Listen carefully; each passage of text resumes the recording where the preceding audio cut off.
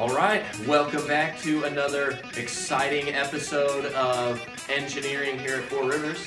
So today what I'm going to walk you through is how to run a part once you've designed your part and got your G-code on this Intelitek bench mill.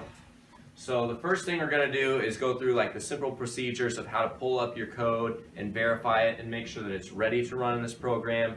Then we'll go through how to set up the machine and actually how to make the machine follow the code that you've written.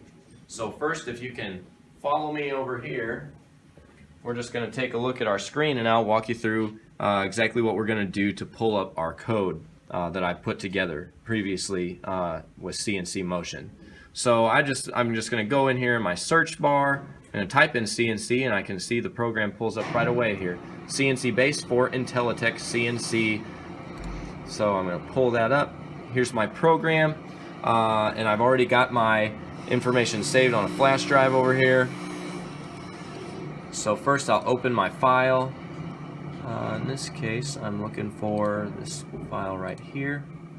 Right, so here's my G-code.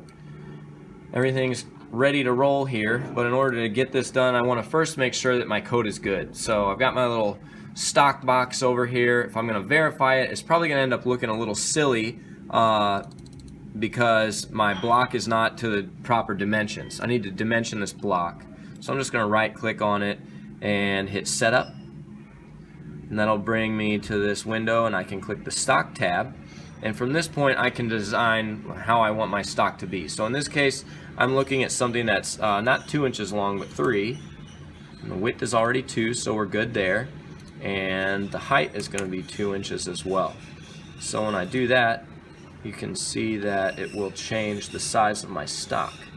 And so, here, can I tilt this a little bit? Yeah, I can re-angle things a little bit.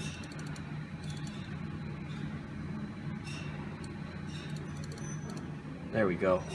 Just wanted it a little bit bigger. Alright, so now I'm going to go ahead and verify my code just to make sure that if I were to run this on a piece of stock of this size, that it actually run. If I wanted to, I could run this in single step mode, but I'm fine with just running the whole thing. So let's go ahead and verify the program and see what I get. Okay, so I'll hit play to verify. There it goes. Okay, it's just cutting out my initials here. Hey, great. So I know it's going to work. And furthermore, I made sure to set up my tools up here. I want to think about that as well, since I'm going to be actually cutting this out with a real end mill. I want to make sure that my tool that I'm verifying in here is the same as the one I'm actually going to put in physically into my Intelitek. So I'll go here to Setup Library, and that'll allow me to decide what kind of tools I'm going to be using. So here at Tool 00, I've got my 1/8 inch end mill. Okay, and then, but I said in my code, I'm going to use tool number 1. So on tool number 1, I need to set that up too. So I do have an 1/8 inch end mill. It is going to be a 2-tooth end mill, so I'm actually good already here. So everything's hunky-dory. So we'll just hit OK. We'll move forward there. So the next thing we're going to do is actually set up this end mill itself, and I'll show you how to do that.